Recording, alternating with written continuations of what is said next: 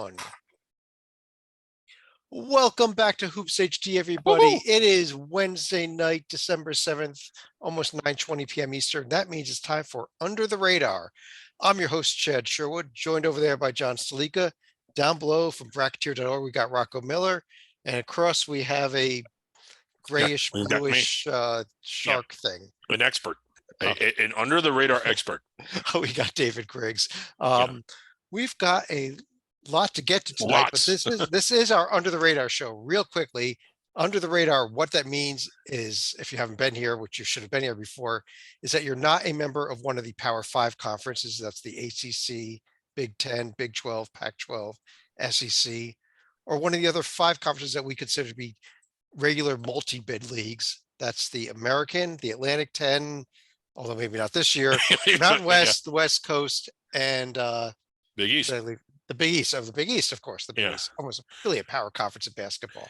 It is, but NCAA legislation designation, they're not. Okay. They don't have the autonomy, but they are in basketball. Everyone else is an under the radar team, unless you're in the top 25. None of these teams, as far as this heading into this week, is in the top 25 in either poll. Some of them are in the top 25 in the net, but that doesn't count for what we're doing here. But we got a lot to get to. What we'd like to do here is go through conference by conference in alphabetical order, other than one league that's our feature league. And for reasons that are kind of more off, almost more, well, at least 50-50 off the court, also for reasons on the court, but for reasons off the court as well. This week's feature conference is going to be the WAC. And I think I'd like to start the show off with what's going on in New Mexico State here, because it is a I mean, it's sad, and I don't know how to describe it, Griggs. It's, it's one of these. Yeah. Now a lot is still coming out, and we don't know a lot for certain yet, but it really happened. Well, again, like there was a player that was involved in a shooting. Some teammates were assisted. Let me go over very briefly what we do know is that Mike Peake, one of their players, who was supposed to be a key contributor this year, actually apparently was lured while in New Mexico for their first of two, what was supposed to be 2 games this season, was apparently around 3 a.m. lured by a underage female to what he thought was what I hear was allegedly going to be some type of sexual encounter. Instead, it ended up being some type of setup where the guys were going to be jumping him in retaliation for things that happened during a football game fight. Peake, though, brought a gun with him, which tells you that he was not exactly expecting, what he says he was expecting. And a gunfight actually broke out, and the other guy, one of the guys that was attacking him, actually ended up dead, shot 4 times by Peake, from what I'm understanding. And then after all of that, the gun and Peake's tablet that he had with him at the time went missing for almost half a day, ended up in a hotel room of one of the assistant coaches. Apparently several of the other teammates were there at the scene and somehow got Peake back and got his gun into their trunk. I'm a little confused as how they got there quicker than the police did. So there's a lot coming out here, but Rocco, as of now, Peake is suspended indefinitely from the team. Has the gunshot injury to his leg anyhow, but this is just a complete shit show what happened here. Yeah, I mean, it's a crazy set of circumstances. As you said, the details are emerging. We recorded our Over the Radar podcast on Monday night, and I think that from that night on, the last 2 nights, I've been seeing a lot of new updates the last 48 hours. My understanding is that from that point forward, one of the kind of suspicious things that occurred was that the team bus left the next morning, I think around 10 a.m. or 10:30 a.m. And they had made it about 140 miles outside of Albuquerque on the way to Las Cruces in about 90 minutes. And so the bus was flying. And that's the part that I'm like, okay, everybody must have been communicating that they needed to get the hell out of there. The cops finally caught them 140 miles away. And that was kind of suspicious. And then also just the fact that Coach Taylor, Assistant Coach Taylor, who's the one that turned over the gun to police, stayed back at the Albuquerque hotel where he then was interviewed by police. And the videotapes of Coach Harrar and Coach Taylor came out last night as well, so you can check those out. But I think all of this is coming to a head quickly. They're playing Santa Clara tonight in about 30 minutes, and they just passed down 1-game suspensions to each of the players involved with driving away with the gun in the car. So they're down about 3 or 4 scholarship players if you count Peak tonight. So yeah, there's all sorts of chaos.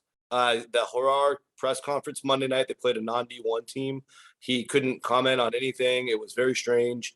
You know, and I mean, they obviously know they should have probably stopped and cooperated with police, and that alone could cost them their jobs. We'll have to see how it plays out. Yeah, something definitely very, very strange happened.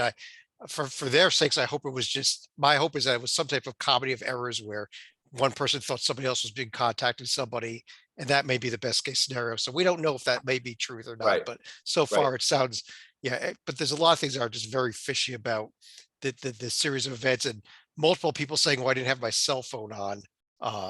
Right. And Well, why all would the coaches coaching said that. staff not have Yeah. their cell phone on while on a road trip? It doesn't make sense to me. Right, which is why the AD had to step in and make the comments. Yeah. Let's talk a little bit on the court though. And Stalika, we had the first net ratings come out this week. Sam Houston, the surprise team at number 7, they did lose their game to Oklahoma State last night. Still in the top 20, though, still at number 18 after that loss. You look at 2 of their losses, they're going to be at Nevada and at Oklahoma State. There's certainly no shame in that. They still have wins at Oklahoma and at Utah that are helped buoying this net up into the top 20, which actually was number 7 when the initial list came out on Monday night. I'm kind of glad Rocco is here. I know they lost. You look at the losses to Nevada and Oklahoma State. Both of those true road games, both of those teams playing really well at home. Both of those teams probably going to win upwards of 90% of their home games, although Oklahoma State maybe not quite as much playing in the Big 12. To me, this still looks like it's laying the groundwork for a resume that can get a team inside the bubble.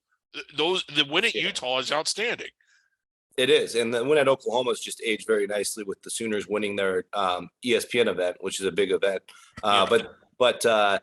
My concerns are just more holistically. The WAC's going to be a very competitive league. I think it's 13 teams of probably at least 8 or 9 strong teams. And even teams like Utah Tech and Tarleton have really stepped up. Keep the profile up, Chad. I want to. I was just going back and show this. If you look at Sam Houston's strengths, it's like all defensive. They can put you in, give you a lot of headaches defensively. And the score against Oklahoma was 52-51, 65-55 in the Utah win, which has really put them on the map. But I don't think they're going to have enough consistent offense to go dominate the WAC.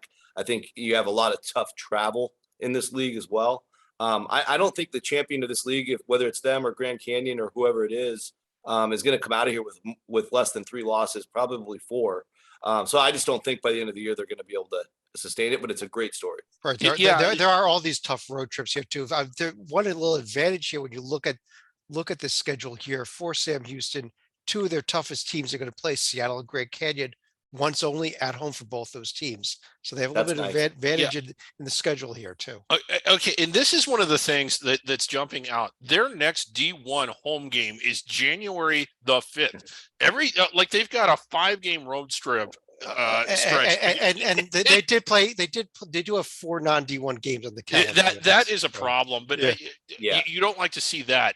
But this is, this is a team that can rack up. When you're playing that many games on the road, I think the committee's going to give you a break if you lose 3 or 4 of them. Just to stand up for Jason Hooten, he called the head coach. He called me. I can't even tell you how many times between June and the start of the season, looking for anybody to come play them from any D1 school, any level, and they could not get anybody to come out to their town of Huntsville, Texas. So it's a challenge that both them and Abilene Christian and Southern Utah all face. No, it's just very remote locations. Nobody in D1 wants to travel there. And luckily for him, he got this Oklahoma State game pretty late in the scheduling game. Even though they lost it, that's a great opportunity, and they got some money out of that. Yeah, the other interesting team I put up there is Seattle, who's 6-1, 4-1 against D1 on the right there. One of the things is, they haven't really played anybody much. The win at Portland was pretty nice, but they got ahead. They got a game at Oregon State. I know it's Oregon State. And real interesting, they're on the powerful side of the diamond head with Utah State and possibly Iona there. So that could be, this Yeah. Seattle team could, if they get some of these wins here, have a decent resume heading into conference play as well. It's just something to keep an eye on. Pretty exciting. I love this For league this year. I love the makeup of it. Grand Canyon's got a big game tonight. We love the Lopes. Haven't even really talked about them, but Yeah, and they won. yeah. They won pretty easily at Wyoming. We know Wyoming's shorthanded, but they got Maldonado back for that game. And Yeah. still got them by 8. Right. Yeah. Yeah, Grand Canyon games tonight. Who are they playing tonight, Greg? You want to pull up have the that. schedule and let's see. Uh, That's Yeah, my way of saying I LMU. did. Yeah, LMU. LMU. Okay, thank you. LMU with not exactly under the radar, but a big game for LMU. Okay, yeah, And then- that game is tipped already. I was looking for the upcoming schedule for the rest of the night, so that's why. Yeah. And then they've All got North Texas in the Colangelo Classic in the Suns Arena on Saturday. Oh, that's a big one, actually. Yeah. Yeah, good. Really good. Game. In fact, here's the rest of that upcoming schedule. Actually, if I'd hit this button here, we would have seen they were playing LMU, but I wasn't that Yeah. smart. We've also got tonight a little beehive action here with Utah Valley and BYU going on. That game, I Behind. Revenge believe game. is- Revenge game. Yeah. Yeah, they did play twice this year, don't they? No, the Utah Yeah, Valley. that was beat them Utah last Utah Valley year. beat them a year ago. Okay. Oh, that was last year. Yeah. I'm sorry. That was Yeah. last year. Yeah. Okay. BYU revenge game. Yeah. Next Wednesday night, New Mexico State at St. Mary's. Well, we don't know what type of New Mexico State team is going to be there at St. Mary's, and Correct. so the Gales could have that one pretty easily, and that's going And to the be after they interesting play thing- at Duquesne on Sunday. Yeah. So, that's, Yeah, they're going Bay Area tonight, out to Pittsburgh and back to the Bay Area. It was wild when they came out with that, and now it's even wilder with all this going on. let's go through the rest of the leagues here, and Yeah. let me start with you with the American. And Chad, East. if you give me 30 seconds, I know we normally have final thoughts. My opening thought when I was putting together my top 10 today, I don't know if you all had this experience. Every conference virtually has somebody that's like legit good in it. So when we get to the survival board, a lot of teams, at least one of them, are going to be staying in italics for a long time. Now let's get to who each of those teams in each league are. Let's I'll put it this way. We ended up with, I think, 19 different teams getting votes in this, and Yeah. between the four of us, the top 10 list this week, Yeah. which is a lot, especially this far in the season. We normally get that like week 1 or something. So, Right. but starting off in the American East, though, Salika, how about this Lowell team continuing to pick up wins? Picked up a road win the other night at Long Island. Sitting here at 9-1. Well, Long Island was one of the wins. They also got a win 2 days before that at Sacred Heart. That was one of our under the radar games of the day. And I think this is the first time I voted the Riverhawks as one of my under the radar top 10 teams right here. Yeah, I mean, I still, at the end of the day, though, Rocco, look at that Vermont team. I think, nice road win at Dartmouth, being a road win at least against a Northeast, New England rival, and coming off the road win at Merrimack as Yep. well. I think that this Vermont team is maybe starting to hit their stride. Ideally, I mean, Merrimack and Dartmouth are still 300+ teams. But again, they did it on the road and they did it dominant fashion, which is what we're used to seeing. Big one at Colgate on Saturday. Not to That skip one's big. Chad, pull up Lowell real quick. But I think Vermont, with John Becker being, even if they're outclassed a little bit talent-wise by Bryant or Lowell, John Becker can make up that difference in the matter of 5 months. He's that great of a coach. So you certainly can't count him out. And Dylan Penn's a great player. We knew that from when he played at Bellarmine. Yeah, the one thing I wanted to make about Lowell is that I guess the win at Brown being the exception, just about everything that they have done has come outside the top 250 of the net. So is that record a little bit of a mirage? And is Vermont, who you also have up, going to turn out to be the class of the league once we get started? But I still think Lowell's been a fun story. Yeah, I mean, Lowell's won all their games by double digits, except for Sacred Heart was by 9, and that's when Lowell had a couple players out. And now Yeah. Lowell's got UMass tomorrow, which is huge locally. I know that, and UMass just announced that Noah Fernandez is going to be out. So I would actually favor Lowell slightly in that game, even though they're on the road.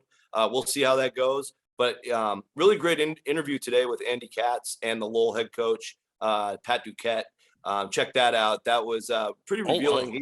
He talked about how deep their roster is this year, how the transfers are fitting in. They've got some really athletic guys, and Yeah, I'm with you guys. I think I'm a believer in this Riverhawks team.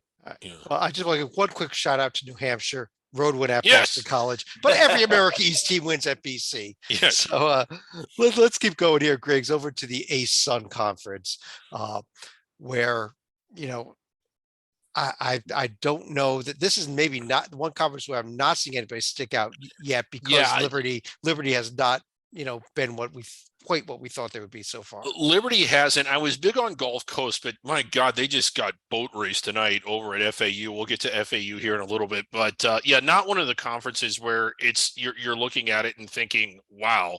I kind of a shout out to North Alabama. I don't think they're going to be front runners, or maybe not even in the middle of the league, but 4-4, their first year off of transition. Had a couple nice road wins this week, I think. They won at Moorhead tonight. They beat Alabama State at home. Yeah, so a couple of, I think, in both of those were road games, weren't they? Or were Alabama State was a home game. Oh, Alabama State was a home game. Okay. But I still think Liberty, once we get in the conference play, is going to be who runs away from this. But they haven't shown it yet. Gulf Coast has a little bit, albeit not tonight. You're underselling the Moorhead game because North Alabama was down 18 in the second half in that game before they came back and ended up getting I think it's a 24-point swing at the end of the day. Yeah, Moorhead just stopped scoring with about 10 minutes left of the game completely, and just I think they actually left the court and everything. But it was, Maybe they thought the game was over. maybe They must have thought it was one of their 5 non-D1 games. So, maybe Rocco, the team we should be discussing though, actually picked up a very nice win tonight, and that's the Dolphins going to VCU with the road win tonight. Yeah, and I think people have slept on the Dolphins most of November because they only played a couple D1 games, and they played Duke, and there was another big one in there, but they lost them both pretty bad. And now tonight they go into VCU, win by double digits. They've got the best defense in the league. Mincy is a hot coach. Really good chance he gets picked off by a high major at the end of this year. So I look at Jacksonville and Liberty as the favorites going into the season. I don't think I've changed on that. Gulf Coast and Lipscomb have been nice surprises. Queens is an excellent surprise. And don't forget about Kennesaw State. They almost knocked off that same VCU team, but fell apart in the last minute. do you think VCU is not in this league? Slika, Right. you may want to circle Saturday's game here, Jacksonville at UNC Wilmington. That may be I'm looking the radar forward to that. game of the day. Yeah. Rocco, Well, I think you're going to be there, I also correct? have to circle Yeah. the Friday one before that. Yeah, I would be there. Rocco I would gonna be there if I could. Absolutely. Yeah. That's one of the games I just tweeted about that game actually. Okay. I mean, I'll get into it more in my final thought, but most days, Queens at High Point, you're talking about a 2-loss team and a 1-loss team in the Panthers. That should be the under the radar game of the day, but I love that for game. reasons I'll Yeah. get into Call. later, it will not be. Okay. All right. Okay. Well, Rocco, the Big Sky Conference, and this is definitely not a conference where we're looking at anybody having, we've only got one team with a winning overall record in this league, and not even against D1. Right. It's- Yeah, it's been a tough go in terms of records. A lot of these teams have had to go on the road though. Not Montana finally got a good home game against South Dakota State and killed them. That was nice for the Grizz. Northern Colorado had a huge upset at Colorado State. Yeah, that was a big one. Couple good wins for the league in the recent week. Yeah. They've Yeah. already clinched at least a tie with the Summit League in their series. Still 3 games to go. So Yeah. They should we've win followed that, this yeah. series for about 4 weeks now, but I think the final Yeah. games are coming up Saturday. Finally, Yeah, but Northern Colorado, I mean, they were a team I think we all like coming into the year as perhaps a sleeper. And right now, if you ask me who I like the most, it's them. And you were at that game, weren't you, Rocco? That Northern Colorado State game. I wish. No, I wish. Oh, really? I thought you were at every game. Oh, yeah. I I thought try. that. I do everything I can. Here's a bunch of games coming up on the schedule here. Rocco will be at all of these, I believe. Rocco will be. Yeah. But Once you're on the front range, there's no going back. You got to keep going. you see the Montana, North Dakota State, Omaha, Montana State, and I believe the Eastern Washington, South Dakota State game are the remaining Summit Yeah. League Challenge games here. Eastern's at Cal tonight, which is interesting. Are they going to be the first ones to lose to Cal, or will they keep the train going? They got much better metrics across the board than Cal right now, so that makes them the favorite in my book. Cal is so Yeah, bad. Cal's got like 4 guys out too, according to Jeff Goodman. He just tweeted that a little bit ago. Doesn't matter. Wow. Well, ask you that. That's definitely Cal's best player. So anyway. Stalika, let me go back to you here for the Big South Conference. We were talking a little High Point a few minutes Ooh, ago. There they Great are. High Point. Yeah. Sorry, I had to add a quick note in the chat here regarding Cal and Eastern Washington. But Okay. yeah, getting Oh, back to the High Point team that I had teased earlier, they're coming off of a couple wins against North Florida, but the big one was at Furman last night. So Yes. That was a Furman great game. being a favorite in the SoCon. Those are going to be big points for High Point right here. Yeah, that was a big game. And like, yeah, can we pull up High Point's profile here? Because 6-1 out to a start. I don't know if they have quite enough to make a run at the bubble, and I mean, No. short of winning out or so. But they cannot make a run at the bubble short of going undefeated all the way to the conference championship game and losing there. We'll put them on the bubble, Griggs. This schedule is atrocious. Come on. Yeah, it is. But a nice road win at Furman. Rocco, I know you were there. What were your thoughts on that one? I thought they shot the lights out. Actually. Yeah, they I think did. shot like 78% in the first half. It was crazy. But High Point's an athletic team. That was my first good look at them last night. I knew they played UNLV tough. They lost by 10, but that was actually close all the way through. And that impressed me. And I kind of liked their roster coming into the year. Good move by Tubby Smith to step aside for his son. Gigi Smith doing a much better job than his dad. This school, if you don't know anything about High Point, very well resourced, very expensive. Oh, yes. It's a country club school. It's like a ticking time bomb for them to get dominant if they care about basketball.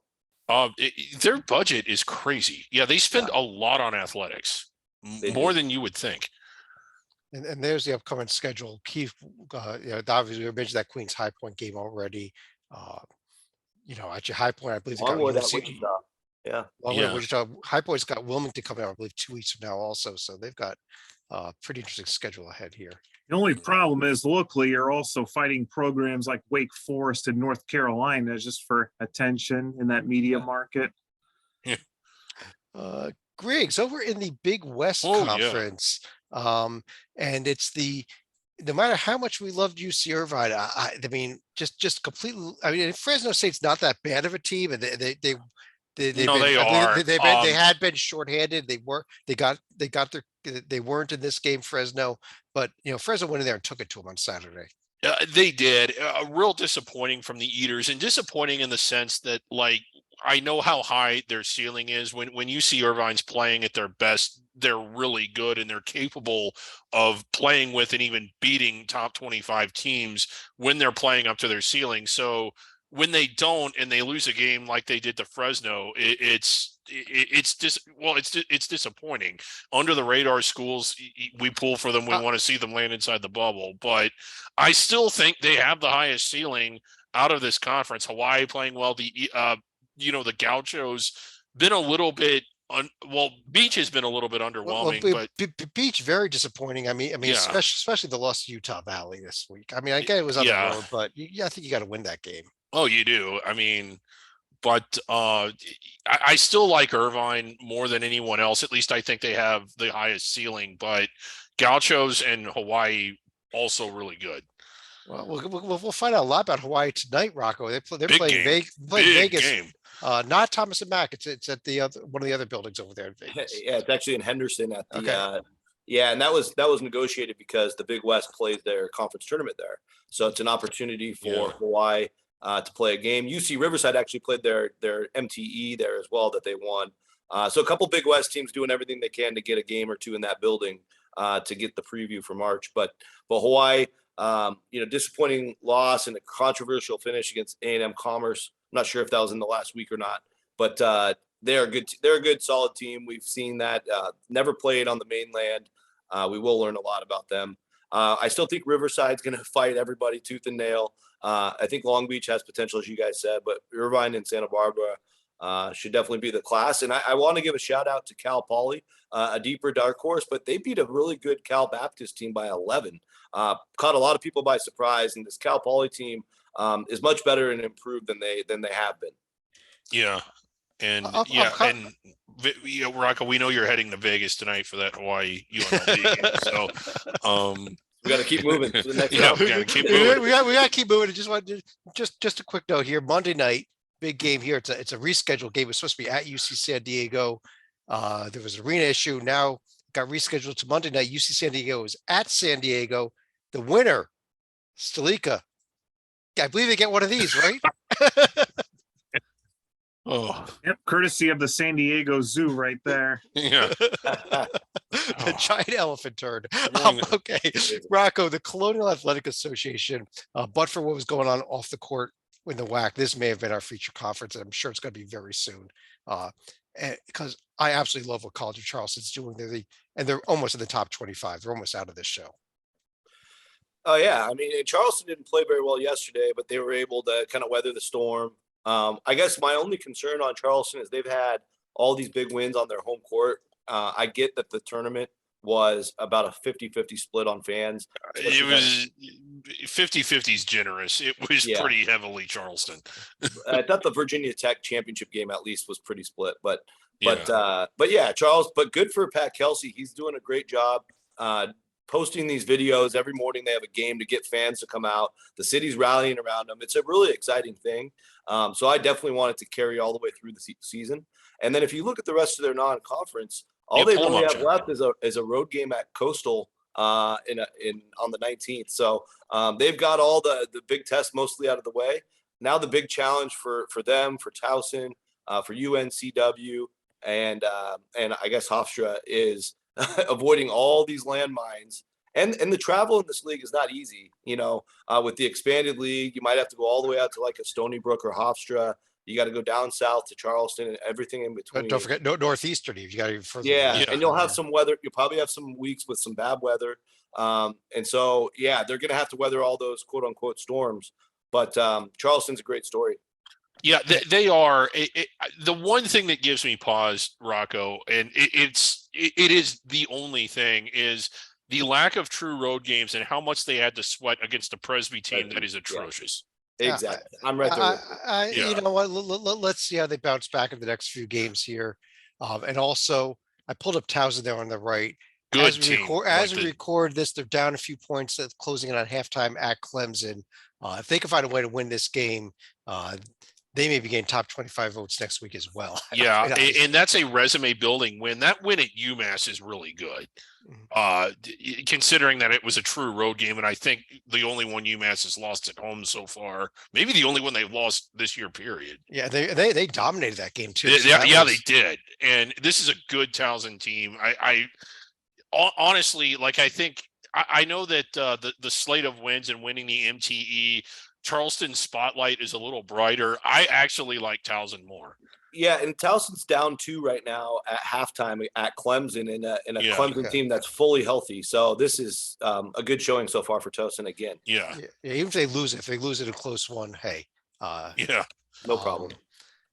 Here's the upcoming schedule. Obviously, that game going on right now. Everything else coming up, including a little Yeah. sort of Big Five action. It's the 6th to remember the Big Five. Drexel at LaSalle on Saturday. Mhm. Hofstra UMass on Sunday.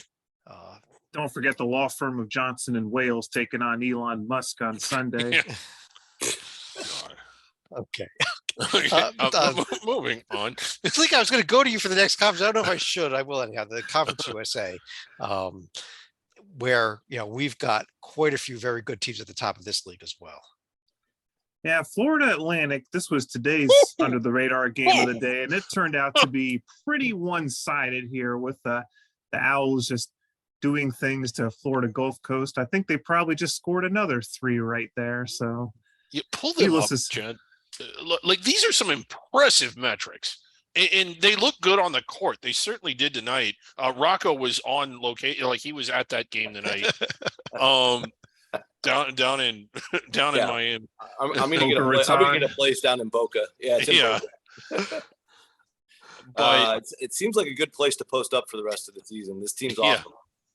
right, yeah, And we are going to also UAB on the right there. It did beat Georgia, but it's kind of Yeah. Georgia. It beat South Florida, but big tests upcoming. You see the next 2 games at West Virginia, the game against South Carolina as well. So Yeah. that's another South team that- Carolina's now like a must win with how bad they're playing. But Yeah. yeah. Yeah. Is there enough? I mean, again, short of, is there enough there? Like the Toledo loss was kind of disappointing. They were ahead for a lot of that game too. Yeah, I think within the Conference USA, if it can kind of hold on for another 3 weeks till conference play starts, you're going to have some Q1, Q2 opportunities within the league. January 5th, just a quick preview. Florida Atlantic actually hosts UAB. Oh, that's a great one. Yeah. I will actually be there. I'll tell you what, Rocco, the problem that they may run into here, they got 3 non-conference games. Yes, I mean, West Virginia is a very good strength of schedule win. The other 2 are bad with South Carolina and Southern. They're sitting at a 354 non-conference strength of schedule right now. Terrible. That number is not going to get much better, even with the West Virginia game, because of those other 2. But this might be one of those teams that you come down to looking at the intent to schedule, because it's a bad strength of schedule with South Carolina, Georgia, South Florida on it. So yeah, and I personally wouldn't give them a pass because I was very frustrated with them. Okay, I know this is going to be posted, but I don't mind saying that publicly. I thought they should have gotten at least 1, maybe 2, perhaps even 3 more big games. Houston was available. Yes, I mean, especially like being out here in the WCC, you see all the teams that St. Mary's scheduled, all the teams in the kind of the UAB range of candidates. I thought worked really hard, and I thought UAB kind of took easy street. But again, in Conference USA, they might get more opportunities. I think the conference right now is about to jump, if they didn't jump already tonight, the Atlantic 10 in KenPom. So this is a great league. Oh man, it's ranked down by the Atlantic 10. I thought better. You got a very good Western Kentucky team. You got a Charlotte team that really does have one of these this season. Yeah. And La Tech's not bad. I mean, they're competitive. And next year, that's going to be a big matchup in the American between Florida Atlantic and UAB. Right. And North Texas. Yeah. Here's an upcoming schedule here. We've got the UAB West Virginia game, obviously the big one there. I see the rest of the games coming up as well. Western Kentucky at Louisville next Wednesday night. That's talking about hurting your strength of schedule. UAB, a lot of eggs in that one basket with West Virginia, because as Rocco correctly alluded to, when you limit your chances, you basically put pressure on yourself with the few that you do have. All right, Greg, so we got to move along. Right over to the Horizon League, Greg, where we've had conference play over the past week here. And how about those Milwaukee Panthers? Yeah, out to the 2-0 start after how awful they've been in recent years. Yeah, it's kind of fun to see them at the top of the league, albeit after just 1 week.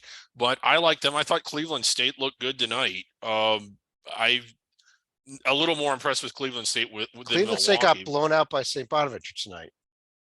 Oh, they did. Yeah. Like I said, but you were impressed by that loss, weren't you? I was impressed with St. Bonaventure tonight. I don't. We got to go edit that. Rocco, could you save him on this league? No, I am unsavable. Well, I thought they had a good week, but I mean, Northern Kentucky pulled out, I think, 2 overtime wins last week. I think Youngstown's pretty good, so that's a good win for Northern Kentucky for league play. Robert Morris, I'm sorry. Yeah, that's right. Robert Morris stunned Wright State in the opener. That was well, Wright State then lost to Youngstown as well, both at home. I'm concerned. Wright State got drunk with the puppet this weekend. Yeah. But Robert Morris took Northern Kentucky to OT in the second game. So I think Robert Morris won again tonight against a non-conference team. Central Michigan, yeah. Yeah. So I mean, that's kind of an interesting story. And I'm a little shocked on how non-competitive Oakland has been. They got completely blown out by Cleveland State.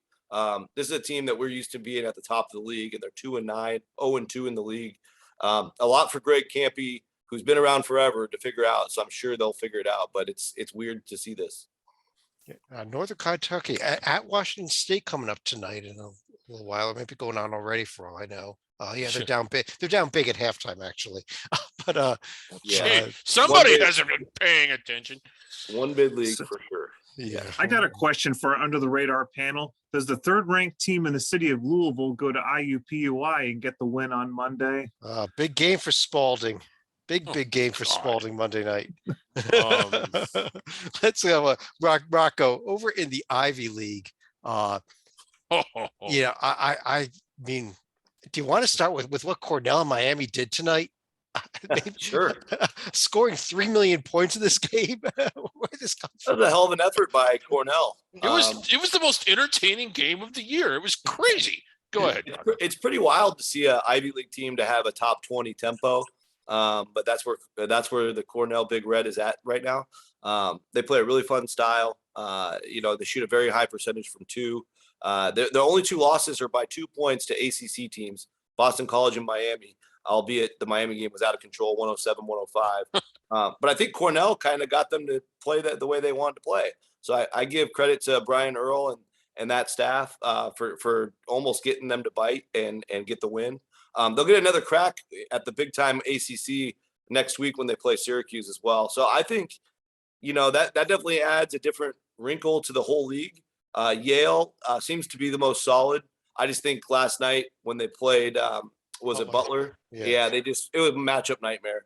They had nobody on Yale's taller than 6'7", and Manny Bates just did whatever he wanted at 6'11". So I'm going to just throw that game away. I think Ivy League favorites has got to be Yale still. Yeah, Penn showed a lot of life against Villanova tonight. We're Yeah, within about they got 5 their or 6 quarterback. most of that game too. So And Princeton, another team, once we get into conference play to keep an eye on. A crazy game. Like, how about Yale and Kentucky on Saturday? we're going to be throwing that one out too. They better shoot 75% from three. Yeah, here's a good one on Tuesday. This Princeton and Iona game. Yeah, I definitely would circle that one. Salika, let me go back to you as we head over to Rocco will be there. as we head over to speaking of Iona, how about Yeah. the Metro Atlantic, where Iona coming off of the win of the season for them last night, thoroughly destroying St. Louis. I think this was actually the return of a home and home where Iona went to St. Louis last year. Couldn't quite pull off the win in SLU last year, but this year they repay the favor big time. And that was coming off of a pair of wins against the Buffalo teams in Niagara and Canisius to kick off conference play. Yep, there they are, 2-0 in conference as well already. The other big note in this conference just came tonight, a buzzer-beating win in the Battle of Fairfield between Fairfield and Sacred Heart. Fairfield getting the huge last-second win there and taking home the trophy. Yes, yeah. Battle of Fairfield trophy. Out no? of Fairfield. I think Rocco Lido was there Vecchio to was present there it to Fairfield. He was No, at that was game. Lido Vecchio. There's the upcoming game. Iona also has St. Bonaventure coming up on Sunday before the Princeton game on Tuesday. Is that where are they playing those? Is that down in Atlanta? I think it's Barclays. This Barclays. Yeah, Okay. quadruple header. Hofstra's there against UMass, and then there's some above the radar action in between. Yeah, Quinnipiac 7-2 against D1. A little bit of a mirage there, do you think? Maybe a lot of bit of a mirage. I like the fact that Quinnipiac did it against good competition up in Canada. That they blasted Stephen F. Austin. They beat a really good Montana State team by 17 and lost by 2 to Hofstra. I thought that really. Yeah, the 2-point loss to Hofstra may have been the most impressive thing, but yeah. Yeah, well, I think Montana State's still going to be good. They've just been on the road too much, but they're much better than I anticipated. But coming home and losing to Niagara to start conference play kind of really makes you pump the brakes. Griggs, in the Mid-American Conference, we've got a team here with 3 losses in Kent State that may still be one of the best under the radar teams. They went to Gonzaga and played a hell of a game. Right, and I've got There's questions. 3 losses. Yeah, I got There's questions for our selection committee guessing expert. Their losses at Houston, the top ranked team, both in the net and in both polls, had a lead with less than a minute to go. At Gonzaga, right in there, all the way down to, I think within with less than a minute to go, they had a chance to win that one. College of Charleston, who we already talked about, lost by 2. College of Charleston on their way to the top 25. The combined home records for those teams are however many they've played in 0. The combined overall records at the end of the year, those 3 teams combined might not lose more than 3 home games. Kent State took all 3 of them to the wire. The problem is you go over and it's like, okay, well, really good efforts. Who are they actually beat? Griggs, you need something over here. And look at the remaining nets here. They're not there. I know. So in comes Rocco. Do they get any credit at all for those three? efforts?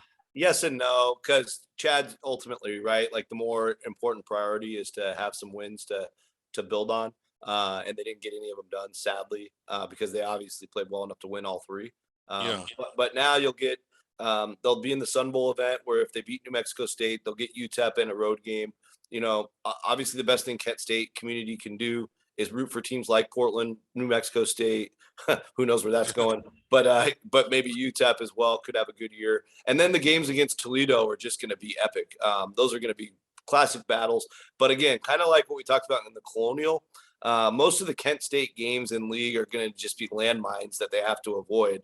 And, you know, I think Kent State, the thing I like about them a lot more than Toledo is they're not so dependent on one thing. They're very, very balanced. They showed against Houston, they can play a grinder. They showed against Gonzaga, they can play a faster pace and keep up with the best of the best. I think that's going to help them a lot to avoid the upsets. I just don't know, you know, if their net keeps building and they stay strong in the net, they might stay in the conversation that way. It's just going to be really difficult to select them at an at-large standpoint. Yeah, But it's to me, they're the favorite to win the league, though. Just get the auto bid. Well, yeah. Here's the upcoming schedule. Stalika. Toledo's got the better win, so let them go for the at-large. Stalika, are you circling next Wednesday night? Your mother Miami at Cincinnati. Cincinnati is probably going to be in a bad mood in that game if Xavier does what I think they're going to do to the Bearcats on Saturday.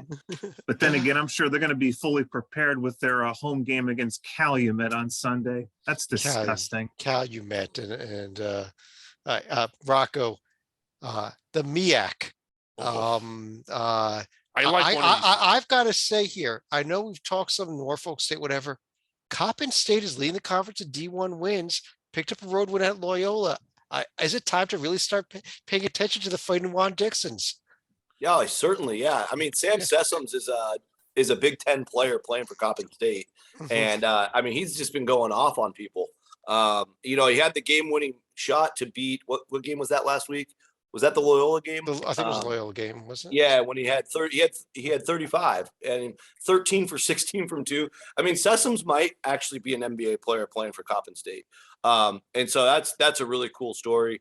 And he's just out there dominating. He put up 24 last night in the loss to NC State. He scored 20 plus in almost every game.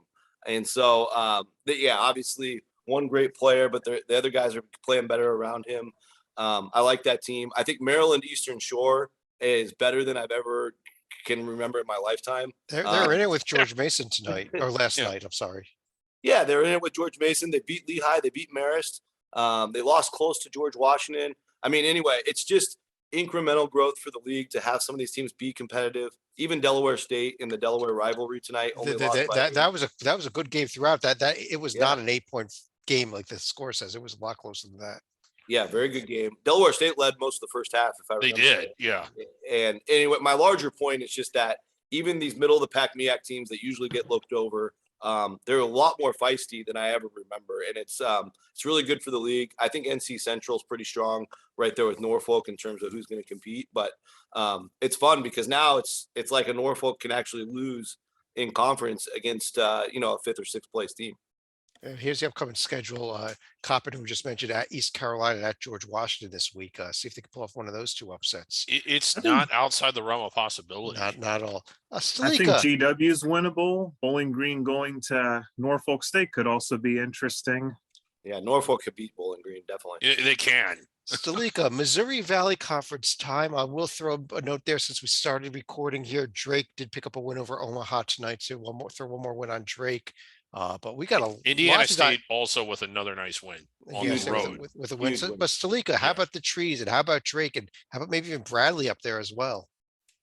Yeah, the Trees certainly had a nice week where they got the win against Drake and also went to Mother Miami and thoroughly pasted the Red Hawks. It was at Southern Illinois tonight by 3 points. Yeah, by the way. I was going to say, I think Travis Steele was a lot more upset in that game than the 4 years he was at Xavier because Indiana State was hitting threes left and right in the first half of that one before they called off the Dogs in the second half. I guess Rocco, the question here is, I still think I could see a two-bid Valley, but Oh, is yeah. there a path to it here still? Drake's going to have to be a part of the equation. Yeah. Murray State got a few decent wins in their event, but I just think they're not built for that type of success this year. I think, yeah, I don't know. Obviously, if Drake gets the at large, then anybody else can win it, right? So I think that's got to be the path. I love what Indiana. You mean the the at large? Okay, so Indiana State's only got the one loss, so I guess Yeah. you can't count them out. And they've got the Drake win, and now they've got a really good road win at SIU. Yeah, how about the trees? I'm with you, Rocco. I think Drake has the most talent in the highest ceiling. But if you ask me who is looked the best, and Yeah. I hate the term eye test, it's the trees. Yeah, and I mean, I was very impressed. They're a lot deeper than Drake. They go like 9 deep on the bench. Cooper Neese, their point guard, went down with a knee at the game I was at last week. And I'm not making that up. I was there. Anyway, Yeah. Indiana State they kind of recalibrated the whole way they want to run their program, and their goal is just to outlast teams. So they'll come at you in waves. They'll substitute more than probably anybody in the Valley, and they're built to score. A lot of these Valley teams are more defensive. And so it's an interesting angle that Josh Schertz is taking this year. So far, really paying off, and it's really fun to watch. Yeah, it is. They better watch out on Sunday, though, when they go to Southern Indiana. That is not going to be an easy game right there, because USI has been a lot better than what people were expecting in their first year of transition. Yeah, they're good at home too. Yeah, they're good at home. And being an in-state battle, I think there's a trophy for it. Yeah. Oh, look at that. Yeah. We're going to send Rocco to the game with that trophy. Where are we, Griggs? I think I'm up to you as we jump over to the Northeast Conference here with a lot of red on the screen there, a lot of losses. Stonehill almost picked up a home win tonight over Rider, then decided to score the last 5 minutes of the game. But Yeah. We still have 3 teams that are without a D1 win. Long Island the other night, I think they forgot to unlock the doors for that. That might be the most sparsely attended game in D1 history that wasn't played during COVID. But as far as the teams that I think are good in the league, I still like Wagner the most. They went into Fordham and really battled. And Fordham is not this year what they normally are. But really, as much as we love this league, you kind of wish we just didn't even have out of conference games. We could just play, a quadruple round robin or something. yeah, this is a league that we really this point of this time of the season, pretty much every year, we just kind of gloss over pretty quickly. Not that we don't love it. But Yeah, we do love it. This Yeah. conference that doesn't become great until we get to conference play, and Yeah. there's the rest of the upcoming schedule for this week. Merrimack playing all of New England on Friday night. Yeah. All right, man. That is. Well, I think we swing of have the another fences. Zach Singer special on Sunday, though, if you want to talk about 2 ships passing in the night, the Maine and the Merrimack on Sunday. We're gonna send Maine Zach versus- to Maine versus- let's keep going here. Yeah. Rocco, how about the OVC, and how about SIU Edwardsville? A heartbreaking loss on a game with an awful cameraman last night, but Oh my God, but how about SIUE and what they've done so far this season? that was awful. Yeah, no, I think going into that game they had won 6 in a row, if I remember right. Yeah. And some of those middle tier, lower tier D1 schools, but Rayshawn Taylor is NBA prospect, and he's really dialed in this year. I think last year he kind of checked out a little bit, and they've got him dialed in. I think he's focused on probably getting to the league, but also this OVC is wide open, and he's clearly the best player in the league. So I like I like what they did again. Bradley's a machine right now. They're finally healthy, and for them to they actually led most of the game. They So did. that's really impressive. That really and they beat Troy, who almost beat Troy's San Diego good. State the other night. yeah, Troy's good. But the SIU, but for those that missed the end of the game, Edwardsville down 2 with less than a second left, had a full court pass followed Yeah. by the guy that caught it, threw it basically over his head, and it went in the basket. It would have been one of the most incredible shots you ever saw. But number one, it was after the buzzer, so it didn't count.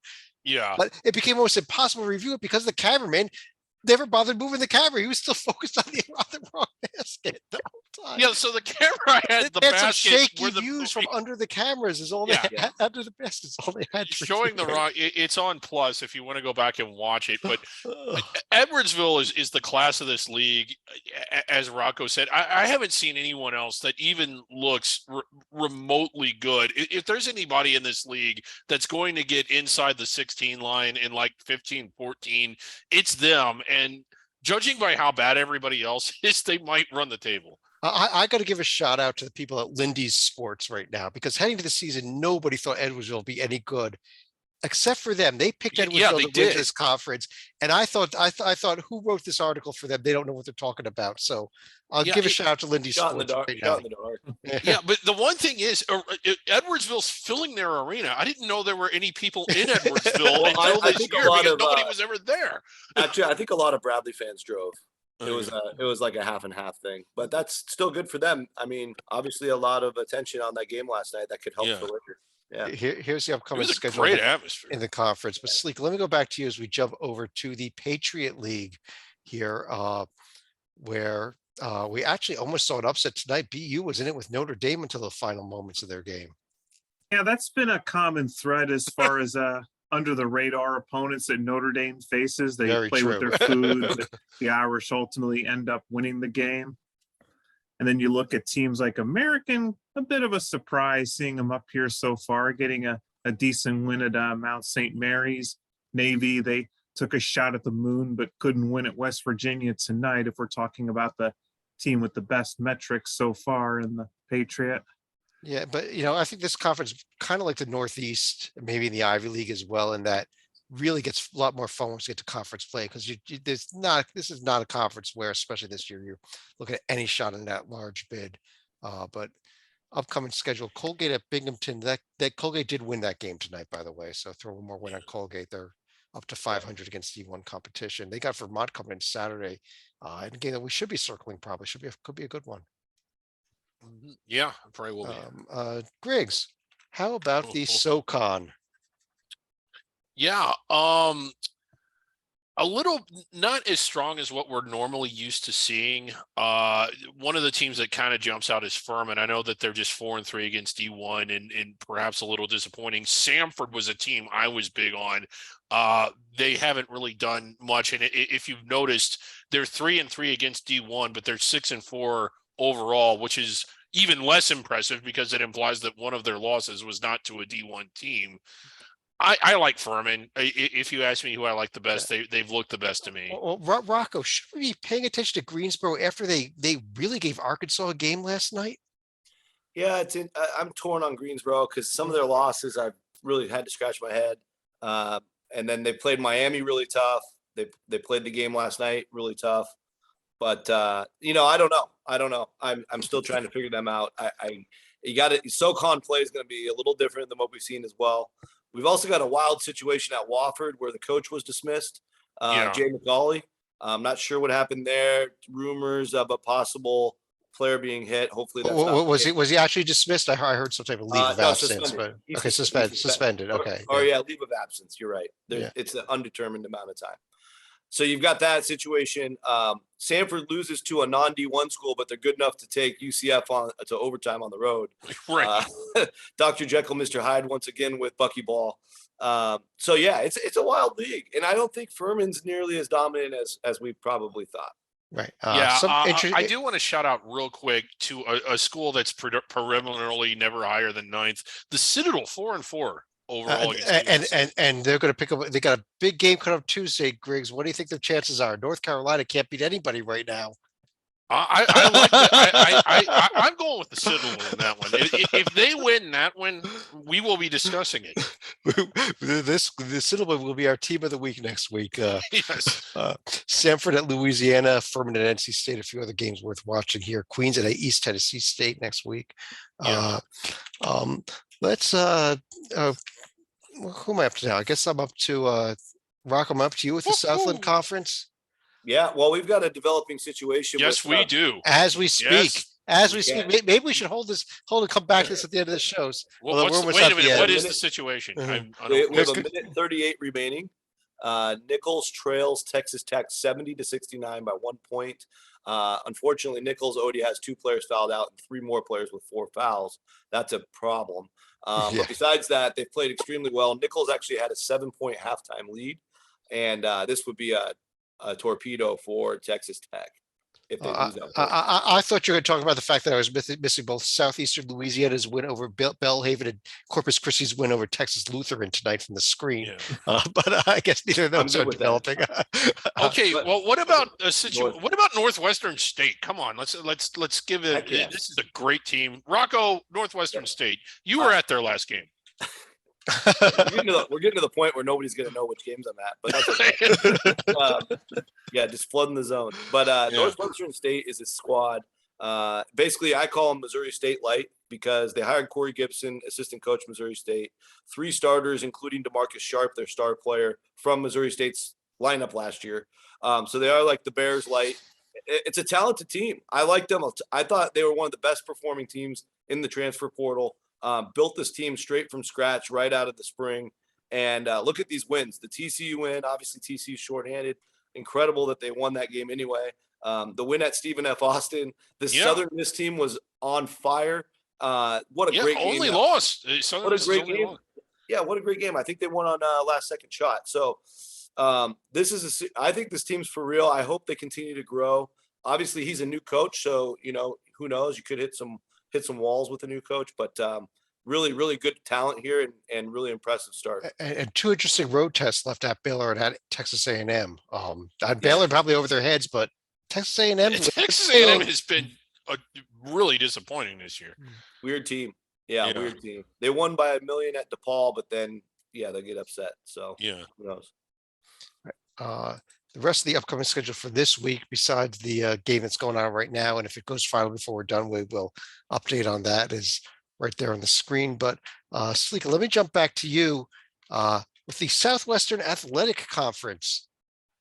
Well, first I had to jump in on Nichols following, Gabe. I hope they're not rusty against Rust College come Sunday. Oh my! But getting back to the how about the Jackson State Oh. Tigers going to SMU with a win? Come on, Salika. Yeah, it's been a bit of an eventful week at JSU. I mean, first we hear about them winning the SWAC football championship, and then Coach Prime heads over to Colorado. But winning at SMU, that's not an easy thing to do for a SWAC team. But Jackson State, they've been a somewhat successful program over the years. That's going to be a nice feather in their cap right there.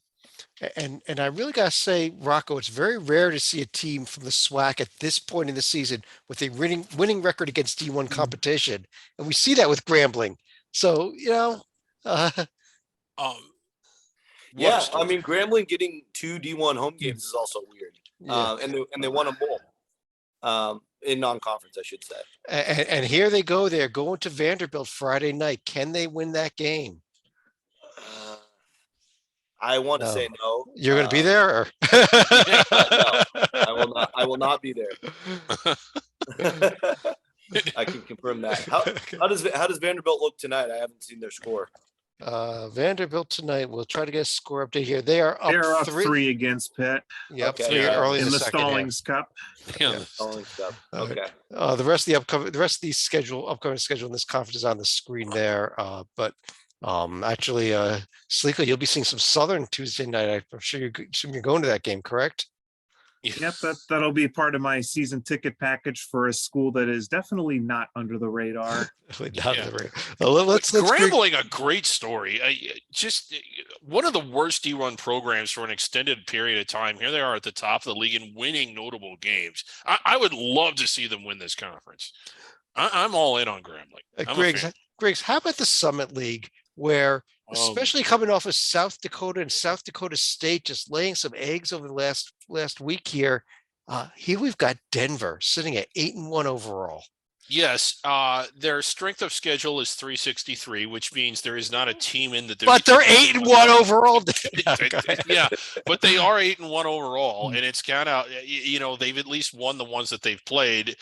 the question remains, is this a little bit of a mirage, and is South Dakota State finally going to start to look like what we think they are? South Well, Dakota State not playing. I Their don't- SOS is 10th, by the way. Well, Rocco, I don't know that I ever recall seeing the number 1 and the number 363 SOS in the same conference, but here we have it with Denver and Oral Roberts.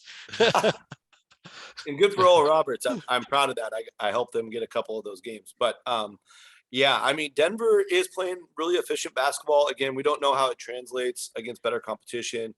Obviously, a concerning home loss to Sac State, but I like that Sac State team. They're going to rematch tonight, actually, up here in Sacramento.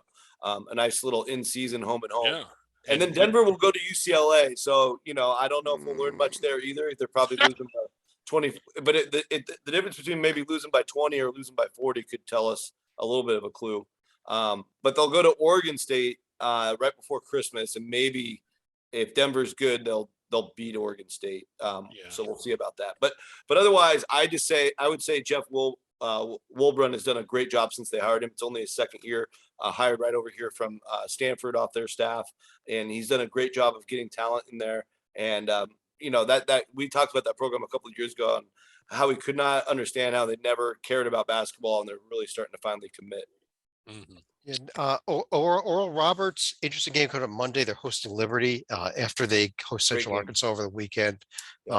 Probably we expect a lot more out of Liberty going into this game, but it could still end up being a nice win for them at the end of the season if Liberty does get better here. Griggs, how about the Sun Belt Conference? I think there's a lot to go ahead. Yeah, a lot to unpack here. Southern Miss, probably one of the bigger surprises. They did have the loss to Northwestern State earlier in the week. It was a really good game, a tough road game, but Southern Miss still putting out in a few decent wins of their own. Louisiana off to a 7-1 start. They got the win at La Tech. That's really good. Marshall winning 7 straight since losing their opener to the Queens, and they look good. You pull up these profiles, there isn't anything exactly quad 1 level, but you watch the games, they're really good. And then how about James Madison? Not the bloated record, but some really good efforts from them. How much fun is the Fun Belt going to be this year? No, it's going to be crazy. Yeah, I mean, I think Southern Miss is the only profile that I'm looking at that I could sniff a little, maybe but bubblish if they can win out, including the win at UNLV here. Those road wins are awesome. Yeah, those road wins are great.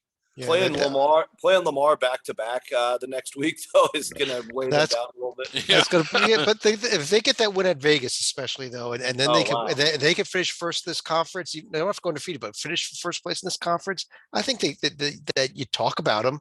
Oh, absolutely, absolutely, yeah. And I mean, we would all like to believe once Liberty gets into the ASUN, they'll be one of those top teams, and their numbers are only going to increase.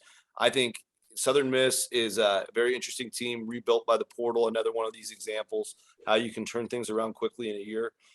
Louisiana is very tough. We like this Troy team. We've talked about James Troy, Madison. another one. Thank you. Yeah. Marshall's on fire right now. So they're, and I think Old Dominion's better than we thought. They looked really good in their event. They continue to play at least solid and giving everybody a tough game at least. So there's 8 or 9 teams in here that could theoretically win the Sun Belt tournament. Yeah. And Slika, here's the upcoming schedule in the Sun Belt or in the Fun Belt. Oh, that's a big one tomorrow. Tomorrow night, Marshall Duquesne is one of the many games here. That's not a backhand. That's a great game. It is. Yeah. Well, they're going to be spending a few days up in that area because after the Duquesne game, they go up to Moon Township to take on Robert Morris on Saturday. So a chance to pick up 2 road wins. And then Tuesday at Greensboro, we were just talking about that Greensboro team as coming off a nice performance against Arkansas. Yeah. Let's see here. 2 more teams to talk about here. Rocco, Chicago State and Hartford. Anything to say? We do see another win there for the Cougs. Chicago State's got some talent. They blasted that Southern Indiana team. So, all 3 of their D1 wins are at home. Unfortunately for the Cougs, only one more home game. Yeah, they have a couple, but they're all non-D1, right? And the Hartford one is the last D1. But yeah, so they're pretty Let's much do a on the little road. Chicago State profile here on the left here. Home games, they have East West University, Aurora, St. Xavier, Calumet, and they do get a D1 home game on February 19th Yeah. against Hartford. So Yep. for that trip to Gonzaga at the end of the year, and then at Fresno. So it's a tough schedule being an independent. Yeah, it really is. I know that they're in talks with a few leagues, and I think one of them is going to work out. I hope would, so. yeah, I hope so too. Yeah, Let's fun fact: the Chicago State's 3-0 against the state of Indiana and 0-7 against everybody else. there we Okay. go. They got to stay in. They got to stay in state. Yeah. Well, Let's, state next door, but yeah. check Yeah. in a couple of our mythical conferences. The Beehive Conference. Utah State still sitting here first place at 1-0. Let's see. Yeah, Was got there? the big There's a win against Utah Tech? but there is a game going on right now. Utah Valley BYU tied in the second half as we record this. So Wow. that could be huge if that could knock BYU out of contention for the title this year. Yeah, BYU's really struggling. Yeah, they are. Lost to South Dakota. We didn't mention that on the. Oh summer yeah, preview. yeah, we didn't. Yeah. We've got the Front Range Conference, Northern Colorado with the lead with that big win at Colorado State.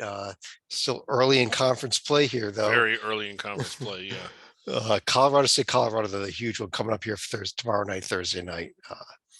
Yeah. Little on the radar, but and of course our newest conference of them all, the Back Range. Range. Yes. Uh, This one's barely under the radar. very hurt by the by the cancellation of the New Mexico State series this season. Yeah. And New Mexico did pick up a Western New Mexico win that for some reason does not count. I don't know why that shouldn't that count. I don't know. I will have to ask the commissioner. Who is the commissioner? The mythical commissioner. Mythical commissioner of the mythical. I thought it was Stalika. I think it is. I don't see any back range games in the schedule for this week, but let's go to under the radar top 10. How about that?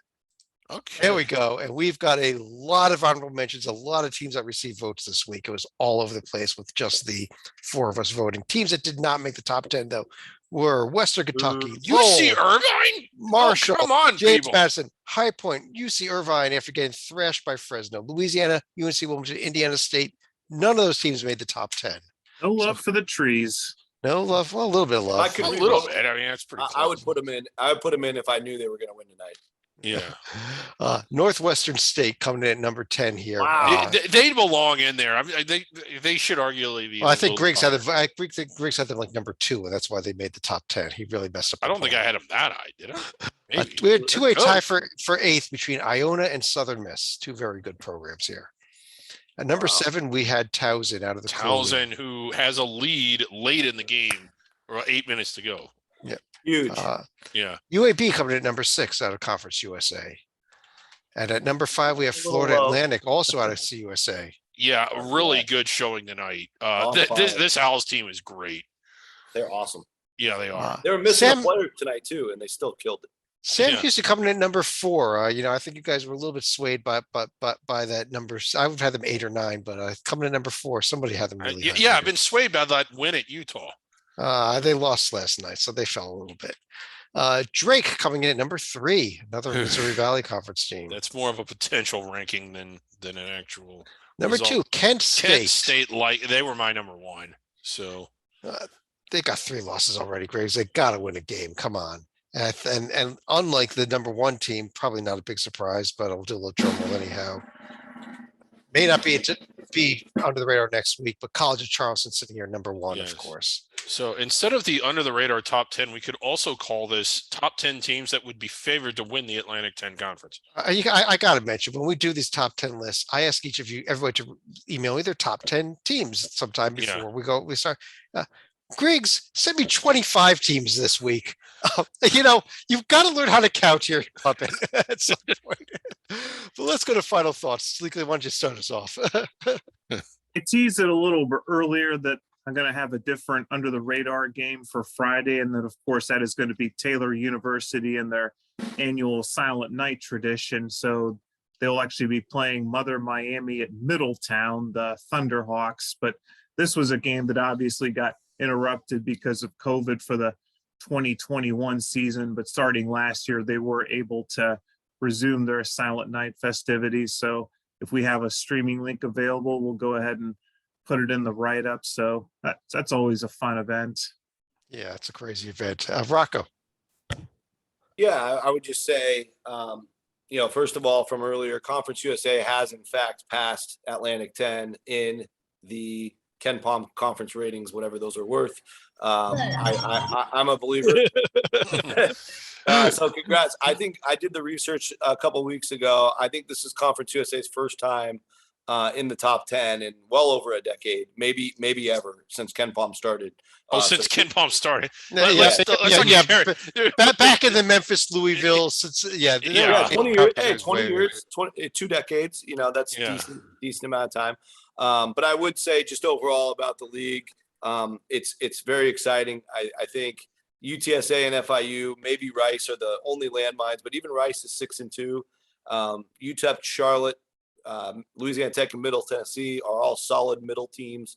And then 4 really good teams with UAB, Florida Atlantic, North Texas, Western Kentucky. It's just going to be awesome because if this can just carry through for a few more weeks, league play starts right before New Year's. And we're going to see several games throughout the league play that are going to hopefully have impacts on the bubble picture. It's almost a shame that we only get USA in this format for 1 year. Yeah, with really all the is. changes coming again Really next year, enjoy it. because it finally became a conference that I'm really enjoying watching, as Yeah. opposed to dreading this some of the garbage that was being played in it. Next year, Griggs. we'll finally get to enjoy the American. Yeah. We'll see. We'll see. Griggs. I want to go back to something Rocco had mentioned about Sam Houston and their non-D1 opponents. I think Congress needs to act to prevent schools from scheduling non-D1, but in the case of Sam Houston, they couldn't get anyone to play them. We've had multiple committee members. We've had David Warlock on, and they always mention the intent to schedule. What does that mean? Does that mean you scheduled teams that you thought would be good that didn't play out, or does it mean that you literally you tried as hard as you could to schedule? I don't know how you can have more of an intent to schedule than what Sam Houston did. And I know Rocco can speak to it better than I can. When you're basically walking around saying, we'll play anyone for nothing, how do you make more of an intent to schedule than that? And I hope the committee gives them a break. Well, but they want somebody at home, though, correct? They want to, yeah, exactly. They were trying to get at least one home game in each month. They failed at both. And that kind of became the norm for them and Abilene Christian in Southern Utah. A couple of those teams that are in very remote locations where everybody else just looks at it. They're like, no, we're not going there. And they wanted, the offer was to go return the game somewhere else next year, and literally tried every single team imaginable. Couldn't get anybody to go there. Yeah, because I was gonna say, Griggs, I think the intent to schedule is more of the, we scheduled 3 SEC, we scheduled 3 ACC teams, and they ended up being, Louisville, Boston College, and Georgia Tech. and Georgia Tech. Yeah, exactly. Yeah. But it's interesting. I just don't think we're going to get that far with Sam Houston, particularly because the whack's too deep and they'll fade eventually. But it's a great story for now. All right. Well, on that note, I do want to take this chance to thank everybody for joining us. On behalf of John Stalika, Rocco Miller, check him out at bracketeer.org, David Griggs.